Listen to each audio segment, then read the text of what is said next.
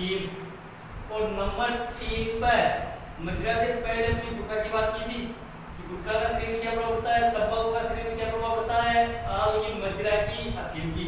तो 4 तो मुझे नशीले पदार्थ हो गए, गुटखा, तंबाकू, मदिरा, अफीम। इसके अलावा अन्य कौन कौन से नशीले पदार्थ होते हैं उनकी और शीतल पेय पदार्थ। तो मदिरा का सेवन करने से शरीर में क्या प्रभाव पड़ता है, कौन कौन से रोग होते हैं। अफीम का सेवन करने से शरीर में क्या क्या प्रभाव पड़ता है। इसके अलावा अन्य जो नशीले पदार्थ होते हैं, जो गुटखा, मदिरा, अफीम, तंबाकू, इनका सेवन नहीं कर सकते, इनके अलावा जो अन्य नशीले पदार्थ होते हैं इनका शरीर में क्या प्रभाव पड़ता है। और शीतल पेय जिसको कोल्ड ड्रिंक्स बोला जाता है, उस शीतल पेय पदार्थों का उपयोग करने से शरीर पर क्या प्रभाव पड़ता है।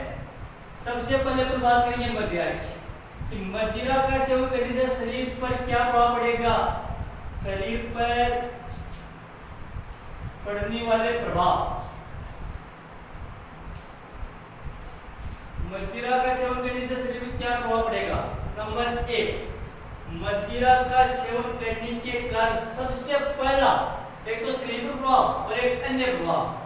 तो मदिरा का सेवन करने से शरीर के अलावा अन्य जो प्रभाव पड़ेंगे, वो सबसे पहला प्रभाव होगा व्यक्ति की आर्थिक जो स्थिति है वो क्या हो जाएगी, कमजोर हो जाएगी। व्यक्ति की आर्थिक स्थिति कमजोर हो जाएगी।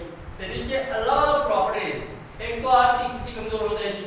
नंबर 2, मदिरा का सेवन करने से समाज या परिवार में विच्छेद पैदा हो जाएगा, झगड़े ज्यादा होंगे, जिनके कारण जो रिश्ते होते हैं वो विच्छेद होने की संभावना बन जाती है। ये दो तो होते हैं अन्य प्रभाव। इसके अलावा एक होता है मदिरा का सेवन करने से व्यक्ति समाज में प्रतिष्ठा को चोट पहुंचती है, इनकी जो इज्जत होती है या जो प्रतिष्ठा होती है उसको धक्का पहुंचता है।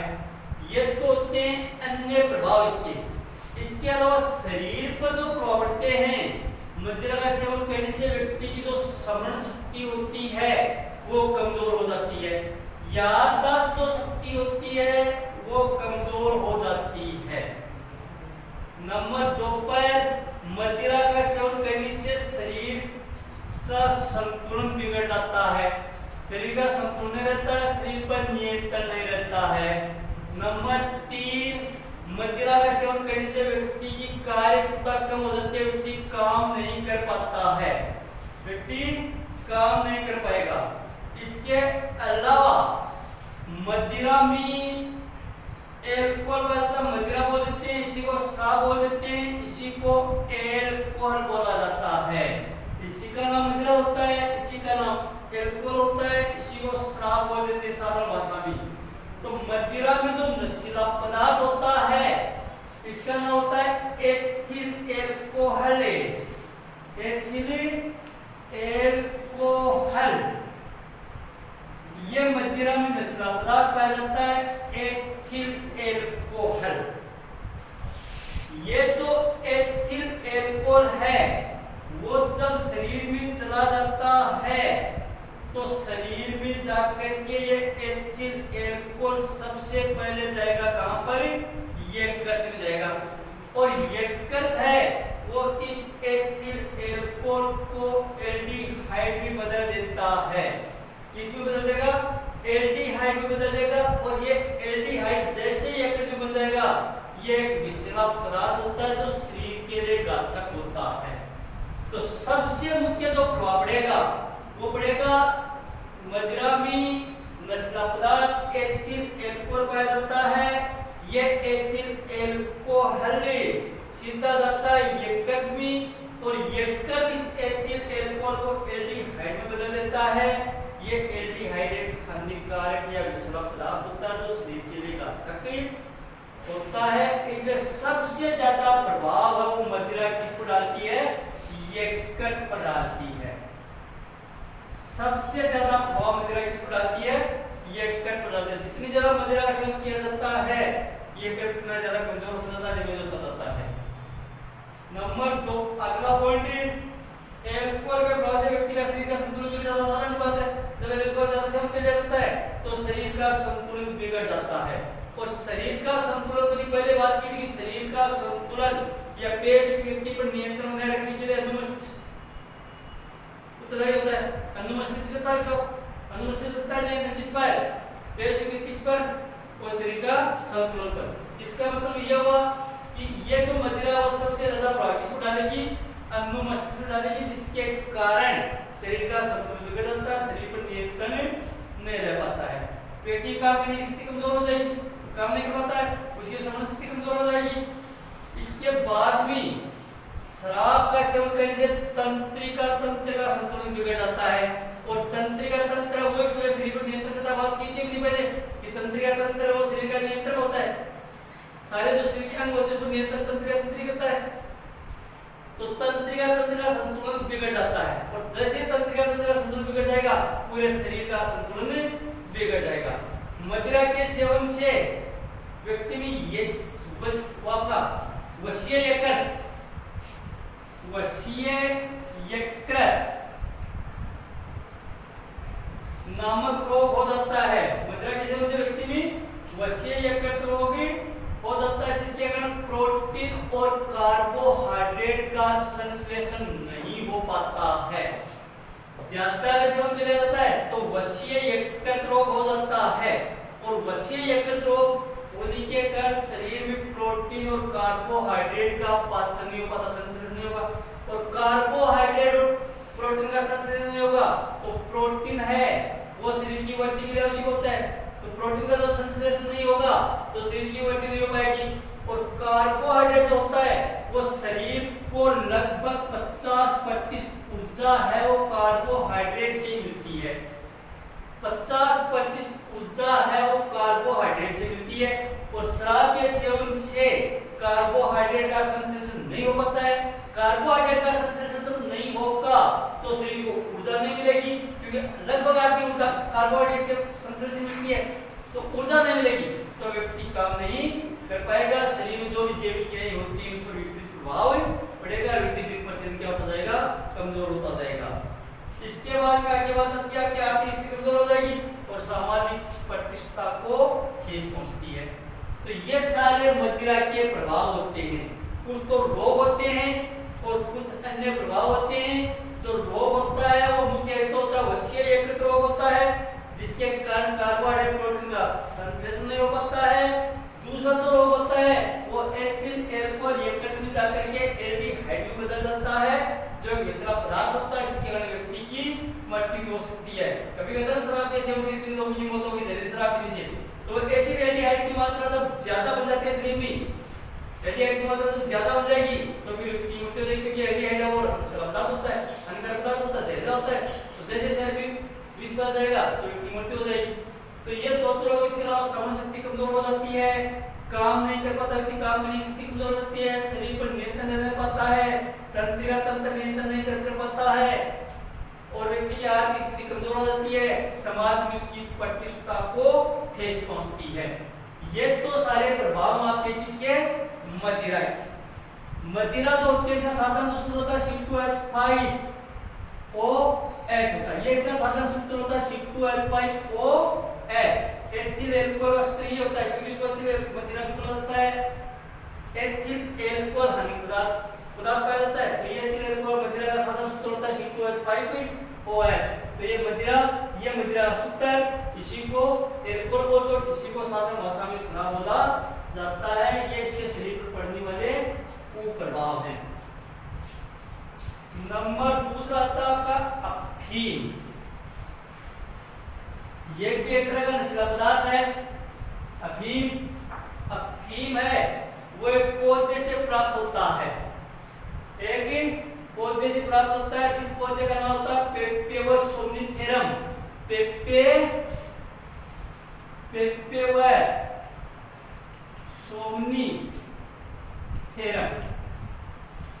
पेपेवर सोमनिफेरम पौधे के फल लगते हैं और उस फलों से एक दूध जैसा पदार्थ प्राप्त किया जाता है जिसको बोलते हैं अफीम। यानी अफीम है वो पेपेवर सोमनिफेरम पौधे के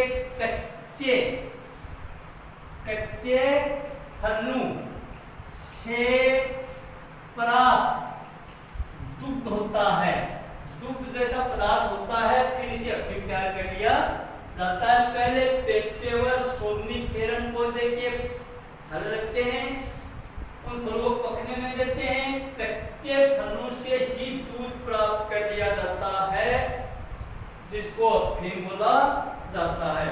तो पेप्टेवर सोमनिफेरम पौधे कच्चे फल, तो यहाँ पर अफीम किस पौधे से प्राप्त होता है, तो अपन बताइए पेप्टेवर सोमनिफेरम पौधे के कच्चे फलों से प्राप्त किया जाता है। अफीम के पौधे का वैज्ञानिक नाम या वास्तविक नाम बताइए, तो भी एक तरह पड़ेगा पेप्टेवर सोमनिफेरम। ये अफीम के पौधे का वैज्ञानिक नाम होता है और ये अफीम के पौधे का वानस्पतिक नाम होता है पेप्टेवर सोमनिफेरम। आगे बात करेंगे, पार्ट मिलेगा आपको पौधे का आर्थिक महत्व, वहां पर कम से कम 50-60 पौधों के वास्तविक नाम या उसके वैज्ञानिक नाम लिखनी पड़ेगी। तो यहाँ पर अफीम का है पेप्टेवर सोमनिफेरम। इसके बाद में आपका प्रश्न आता है यहाँ से कि अफीम में कितनी प्रकार के नशीले पदार्थ पाए जाते हैं। अफीम में कितनी प्रकार के नशीले पदार्थ पाए जाते हैं। अफीम में लगभग 30 प्रकार के, क्वेश्चन आता है अफीम में कितनी प्रकार के एल्कलॉइड या कितनी प्रकार के नशीले पदार्थ पाए जाते हैं। तो अपन बताइए अफीम में 30 प्रकार के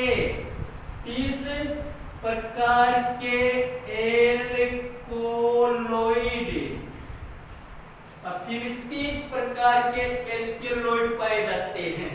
बहुत बढ़िया प्रश्न आता है, हर बार आता है इस पार्ट से कि अफीम में कितनी प्रकार के एल्कलॉइड पाए जाते हैं। 30 प्रकार के एल्कलॉइड पाए जाते हैं। इन 30 प्रकार के एल्कलॉइड में से प्रमुख जो नशीले पदार्थ होते हैं अफीम में, या प्रमुख जो एल्कलॉइड होते हैं उनके नाम आपको लिखने पड़ेंगे। तो अफीम मुख्य रूप से तो होता है मॉर्फिन, अफीम मुख्य रूप से मॉर्फिन। ये जो 30 है, 30 में से कुछ प्रमुख होते हैं। एक तो होता है मॉर्फिन, एक होता है आपका codeine, morphine, codeine, nicotine, morphine, codeine, nicotine, सोमनिफेरम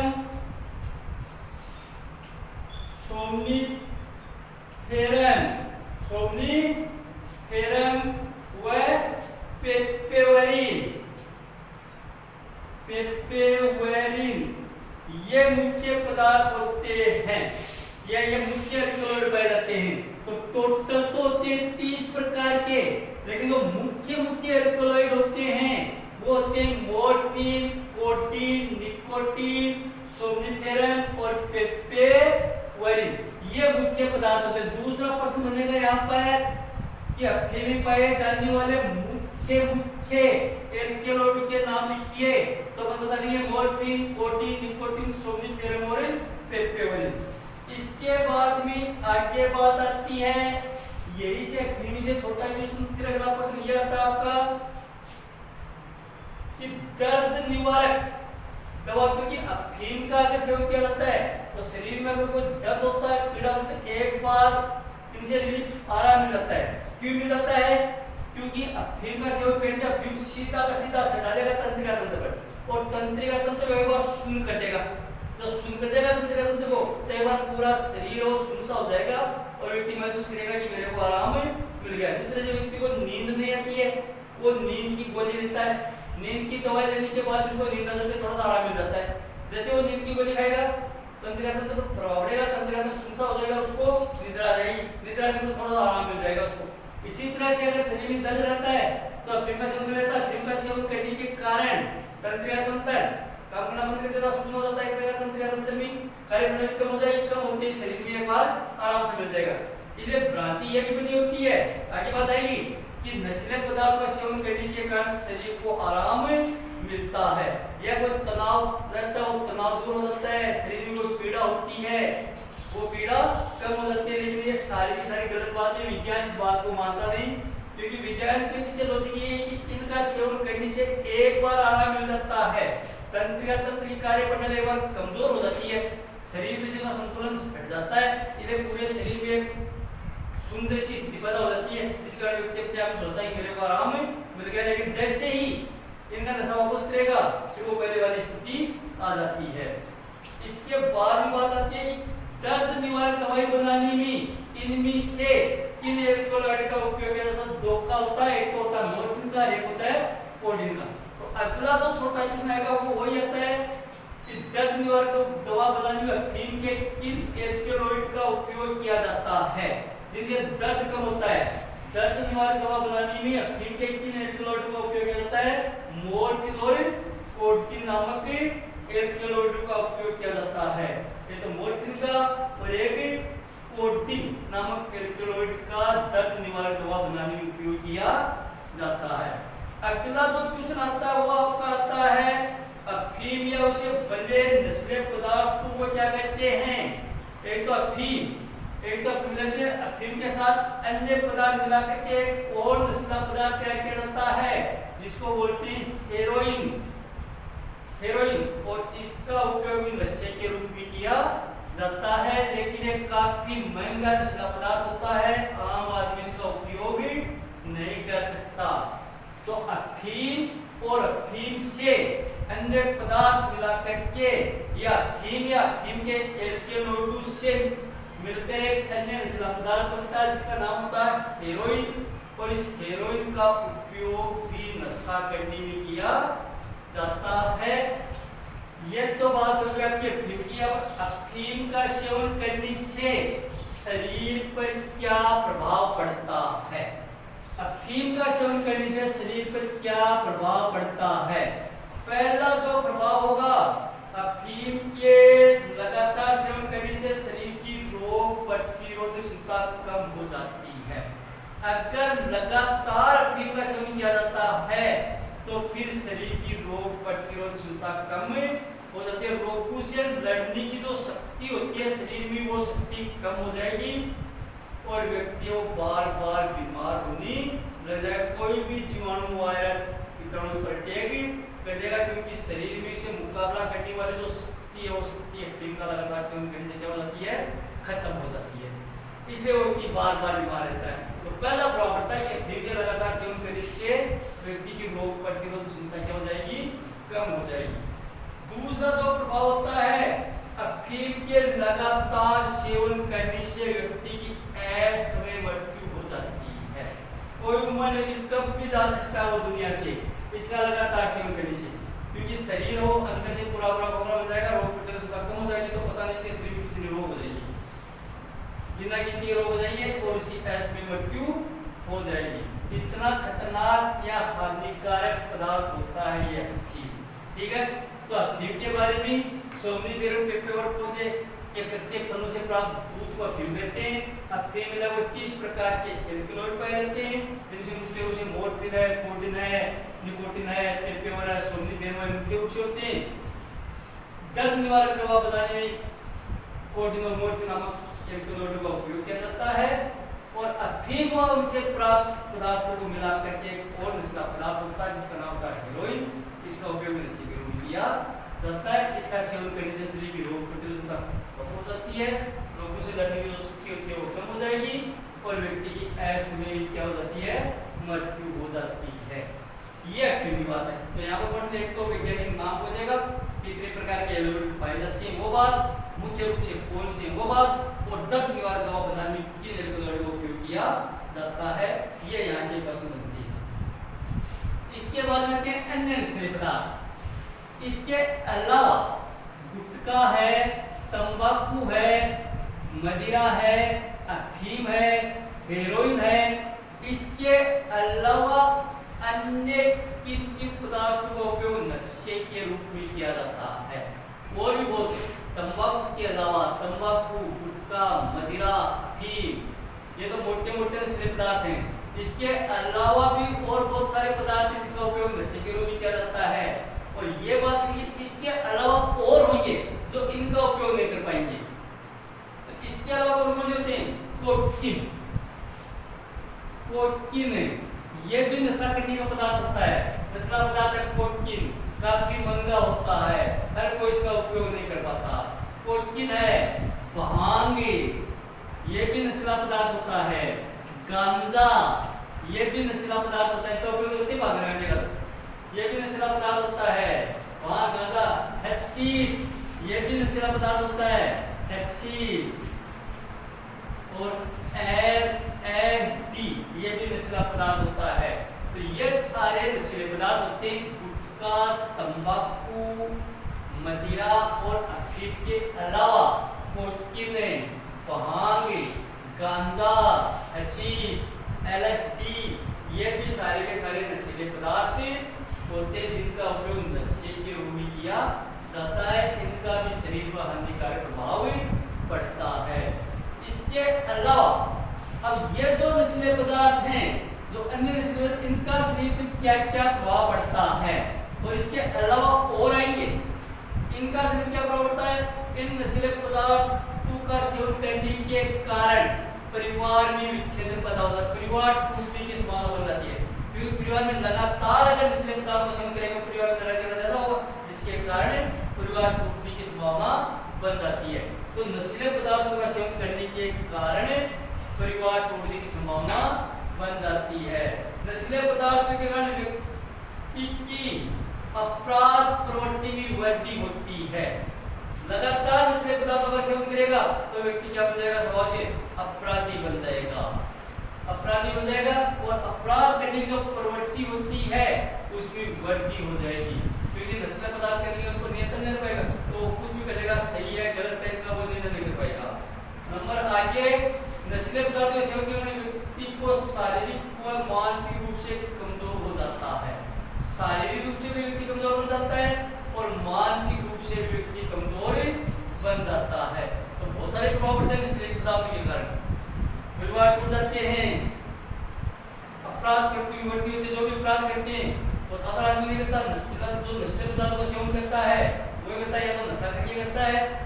number 3 पर शारीरिक और मानसिक रूप से कमजोर हो जाता है। शारीरिक रूप से कमजोर हो जाएगा और मानसिक रूप से कुछ सोच नहीं पाएगा, वो गलत है सही है, दोनों में कमजोर हो जाता है। इसलिए नशीले पदार्थ का सेवन हम कभी नहीं करना चाहिए। ये सारे नशीले पदार्थ हैं। इसके अलावा कुछ दवाई होती हैं, कुछ दवाइयां होती जो डॉक्टर पर्ची पर लिखता है, बीमारी को दूर करने के लिए दवाइयां होती, लेकिन इन दवाओं का उपयोग भी कुछ लोगों ने नशे के रूप में करना शुरू कर दिया। डॉक्टर पर्ची पर दवाई लिखता है, इनका उपयोग बीमारियों को दूर करने में किया जाता है, लेकिन इन दवाओं का उपयोग भी नशे के रूप में किया जाता है। डॉक्टर की पर्ची पर लिखी गई दवा का उपयोग भी नशे के रूप में कर लिया जाता है। डॉक्टर लिखता तो बीमारी को दूर करने के लिए, और लोगों ने इसका दुरुपयोग करना शुरू कर दिया और इसका उपयोग नशे के रूप में करना शुरू कर दिया। कौन कौन सी दवाई होती हैं जिनका उपयोग डॉक्टर तो लिखता है बीमारी को दूर करने के लिए, लेकिन लोगों ने इसका उपयोग कर लिया नशा करने के लिए, नशीले पदार्थ का इसका उपयोग कर लिया? मोरफिन है, मोरफिन दवाई होती है जो दर्द निवारक है, दर्द को कम करती है, लेकिन इसका उपयोग क्या कर दिया? नशे के रूप में शुरू कर दिया। मोरफिन। नंबर 2 पर पैथेडीन दवाई होती है, पैथेडीन ये भी डॉक्टर पर्ची पर लिखता है, लेकिन इसका उपयोग भी नशे के रूप में करने में रहते हैं लोग। नंबर 3 ब्यूप्रीनोफिन, ब्यूप्रीनोफिन दवाई होती है, लेकिन नशे के रूप में इसका उपयोग किया जाता है। नाइट्राजिपाम, नाइट्राजिपाम दवाई होती है, लेकिन नशे के रूप में इसका उपयोग करने लगे। और डाइजिपाम, डाइजिपाम दवाई होती है, लेकिन नशे के रूप में करेगी। तो मोरफिन अब ये बता है कि दर्द निवारक दवाई होती है, शरीर में दर्द को कम करती है, लेकिन इसका उपयोग नशे के रूप में करने लगे। पैथेडीन डॉक्टर पर्ची पर लिखता है, डॉक्टर की लिखी दवाई का नाम है, लेकिन उपयोग नशे के रूप में करने लगे। ब्यूप्रीनोफिन डॉक्टर द्वारा लिखी जाती है पर्ची पर, लेकिन इसका उपयोग नशे के रूप में करने लगे। नाइट्राजिपाम, डाइजिपाम दोनों की दोनों डॉक्टर द्वारा लिखी जाती, लेकिन फिर लोग इसका उपयोग नशे के रूप में करने लग जाते हैं। आगे जो प्रश्न आता है यहाँ से इन दवाओं में से, यहाँ से प्रश्न आता है कि 2 निद्राकारी दवाओं के नाम लिखिए जिनको लेने से व्यक्ति को नींद आ जाती है। नींद क्या है कि नशे के उपयोग करते हैं, तो नींद के लिए तो डॉक्टर लिखता है, नींद है तो डॉक्टर लिखता है आधी टेबलेट ले लेना, एक टेबलेट ले लेना, पेपर में लिखता है। लेकिन लोग क्या करते हैं 2 2 3 3 एक साथ ले लेते हैं, जिसके कारण उसको नशा हो जाता है और नशा के वो बेचैन हो जाता है। तो 2 निद्राकारी दवाओं के नाम इनमें से एक तो ये और एक ये नाइट्राजिपाम और डायजिपाम, दोनों डॉक्टर द्वारा लिखी जाती है। नींद देने वाले को नींद नहीं आती है, कोई तकलीफ होती है, नींद नहीं आती है, जितनी नींद होनी चाहिए वो पूर्ति नहीं होती, तो डॉक्टर भी उसको ये दवाई लिख के दे देता है, ये लेना थोड़ी बहुत ताकि आपको थोड़ा आराम मिल जाए। लेकिन लोगों ने क्या किया, डॉक्टर जितनी डोज लिखता है लेकिन 2 गुनी 3 गुनी 4 गुनी डोज ले लेते हैं और इसका उपयोग नशे के रूप में करने लग जाते हैं। तो ये दोनों की दोनों निद्राकारी दवाइयां होती है। तो 2 निद्राकारी दवाओं के नाम नाइट्रोजिपाम और डाइजिपाम। ये निद्राकारी दवाई जो बहुत बार प्रश्न आता है, 2 निद्राकारी दवाओं के नाम लिखिए नाइट्रोजिपाम और डाइजिपाम। नाइट्रोजिपाम और डाइजिपाम दवाओं का क्या उपयोग है, नींद लेने में इसका उपयोग किया जाता है। इसके अलावा जो नशीले पदार्थ जो इनका उपयोग नहीं कर पाते, जिन जिन नशीले पदार्थों की अपनी चर्चा की है, उन नशीले पदार्थों का जो लोग उपयोग नहीं कर सकते, इनको खरीदने में जो लोग असक्षम होते हैं, इनकी आर्थिक स्थिति नहीं है कि इन नशीले पदार्थ का उपयोग कर सके, तो वो क्या करते हैं, वो नशे के रूप में किन पदार्थों का उपयोग करते हैं। तो प्रश्न आता है यहाँ पर, सड़क चलते बच्चे, गैर आवासीय बच्चे नशे के लिए कौन कौन से पदार्थ का उपयोग करते हैं। तो कागज बिकने वाले होते हैं, कचरा बिकने वाले होते हैं, सड़क किनारे पड़े रहते हैं, वो भी नशा करने के लिए किन किन पदार्थों का उपयोग करते हैं। क्योंकि वो मदिरा नहीं खरीद सकते, अफीम नहीं खरीद सकते, गुटखा नहीं ले सकते, तो उनको भी नशा चाहिए, तो वो नशे के रूप में किन किन पदार्थों का उपयोग करते हैं। इसके अलावा भी नशे करने वाली दवाइयां होती हैं जिनसे नशा होता है। तो नंबर 1 पर क्या बताइए अपन, जूता चिपकाने का गोंद, जूता चिपकाने का गोंद, जूता चिपकाने का गोंद, जूता चिपकाने का गोंद, इनका उपयोग भी नशे के रूप में किया जाता है। क्योंकि जूता चिपकाने का गोंद वो साधारण गोंद होता है, कुछ न कुछ केमिकल होता है, और केमिकल है वो शरीर में जाएगा तो कुछ न कुछ रासायनिक क्रिया जरूर करेगा। इसके अलावा थिनर, थिनर बच्चों को बगाने के लिए उपयोग, एवं कुछ न कुछ होता तभी तो मिट्टी बुझ जाती, तो इसका उपयोग भी नशे के रूप में करने लगे। रासायनिक पदार्थ होता है तो इसका उपयोग भी नशे के रूप में किया जाता है, थिनर का भी। पेट्रोल, पेट्रोल का उपयोग नशे के रूप में किया जाता है। कपड़ा उसमें गिरा करके वो सूंघ लेते हैं तो वो थोड़ा वो नशा हो जाता है। सॉल्वेंट ऑयल, सॉल्वेंट ऑयल, इसका उपयोग नशे के रूप में करते हैं कौन, तो सड़क चलते बच्चे होते हैं, गैर आवासीय बच्चे होते हैं, जो ऊपर जिसका उन्हें क्या वो खरीद नहीं सकते, तो इनका उपयोग कर लेते हैं। Nail polish, nail polish, nail polish, नाखून पर जो पॉलिश लगाई जाती है, इनका उपयोग भी नशे के रूप में, क्योंकि इसमें केमिकल होता है, तो इसका उपयोग भी नशे के रूप में किया जाता है, नेल पॉलिश का भी। रबर, रबर का उपयोग वो बच्चे नशे के रूप में करते हैं। सीमेंट का उपयोग नशे के रूप में करते हैं, सीमेंट का उपयोग नशे के रूप में किया जाता है। सूखे इरेजर, सूखे इरेजर का उपयोग नशे के रूप में करते हैं। इसके अलावा गैसोलीन का उपयोग नशे के रूप में करते हैं।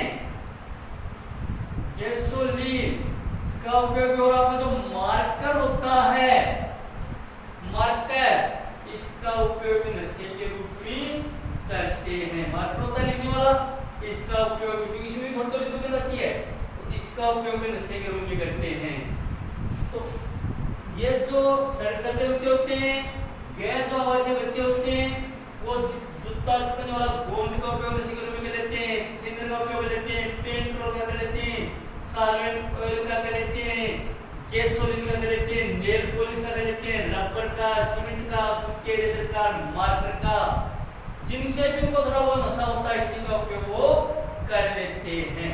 ये अन्य नशीले पदार्थ है, इनसे सारे के सारे दुष्प्रभाव वो पड़ेंगे जो नशीले पदार्थों से पड़ते हैं। शरीर कमजोर हो जाता है, सोचने की शक्ति कमजोर हो जाएगी, शरीर की रोग प्रतिरोधक क्षमता कम हो जाएगी। ठीक है।